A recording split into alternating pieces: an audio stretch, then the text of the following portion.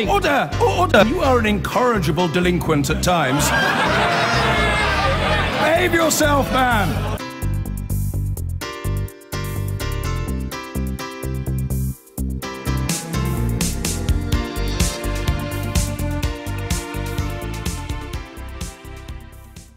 Now, thousands of people with disabilities have had their specially adapted vehicles taken away from them because of changes to the benefit system. The charity Muscular Dystrophy UK says 900 people each week are losing their cars or scooters because they're no longer considered eligible under the government's new personal independence payments. Campaigners say depriving people of their vehicles can have a devastating impact on their quality of life, as I've been finding out. For civil servant David Gale, a car is not a luxury, but he says an absolute necessity.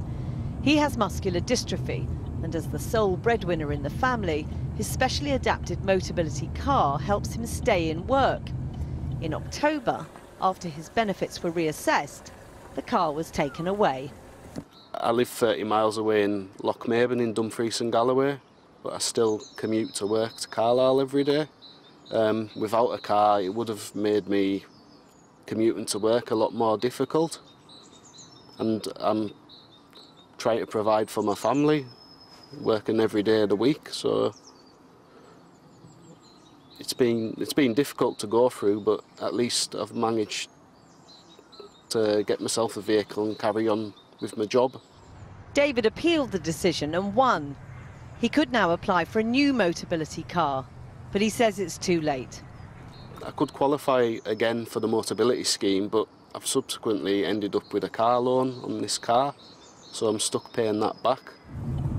Under the new personal independence payment, which replaces disability living allowance, the criteria has been tightened. To qualify for a Motability vehicle, a person must be able to walk no further than 20 metres. Figures show 51,000 people have lost their vehicles since the changes were introduced in 2013, with up to 900 people now losing a Motability vehicle every week. Figures also show the number of people winning back their Motability vehicles on appeal is rising, and fast. By January, 2,000 people had won the right to reapply to join the Motability scheme on appeal, and by March that figure had gone up by 50%. It's all part of a much wider issue of successful appeals against PIP assessments, leading critics to claim they're just not working. Currently, the assessment process can be a lottery because it can depend on the nature of somebody's disability, how it might affect them on that particular day. We've heard of one case of an assessor telling someone with muscular dystrophy that they might get better over time, and we know that unfortunately these are progressive conditions that can only get worse over time and not better. So it's important that assessors have more training and understanding of the nature of these conditions. And criticism comes not just from charities, but some Conservative MPs too. One is campaigning for people to be allowed to keep their vehicles until any appeal is decided. I see people that come to my surgery who I know are going to win on appeal, and yet the car's taken away. That cannot be right, and that's why I started this campaign, because it was through people coming through the door, and I'm thinking, how can you take that person's car away? The government said last November it would look at not taking Motability vehicles away until appeals were concluded. But so far, no change of direction on policy has been announced. Well, earlier today, I spoke to the Work and Pensions Secretary, Damien Green, about this issue. Now, he was officially giving interviews on today's unemployment figures, which have fallen to their lowest level in a decade. So we started there. And I asked him whether he agrees with the Bank of England that unemployment is likely to rise as the full effects of Brexit kick in. We've had these figures today that are not just good, they're historically extraordinarily good. This is the lowest unemployment since the mid-70s. And I think the most significant figure, that economists will want to look at, is that we've got the highest level of vacancies ever. That's something new. So that even with the inevitable turbulence that happened after the referendum last year, there are jobs out there. What we also know is that for the second month in a row, real wages are now behind inflation. And this is bad.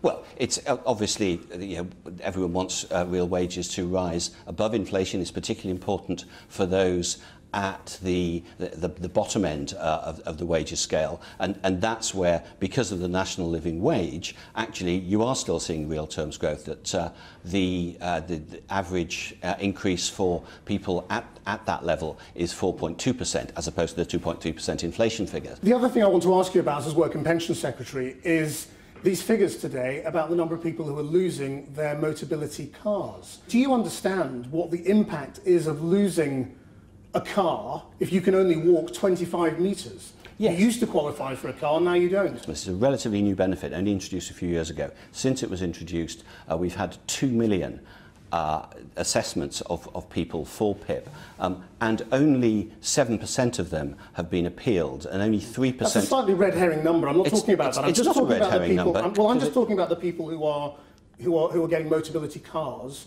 and having Motability cars taken away.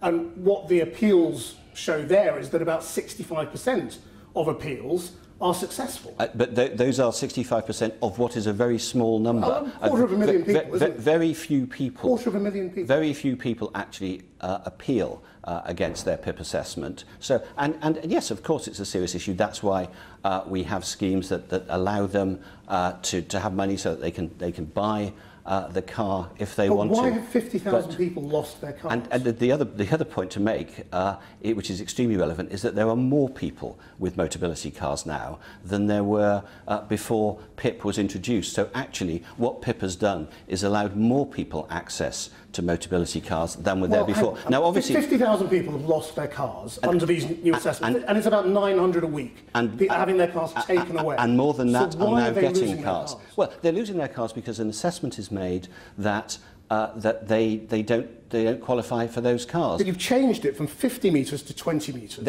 Why? That is the objective measure that we use. According to who? To allow. Well, there was a huge amount of consultation when PIP was introduced. Peter Bone, one of your own MPs, is saying, don't take the car away until people have gone through the appeal process. That seems very sensible. Why won't you change the rules? Well, the fact that people...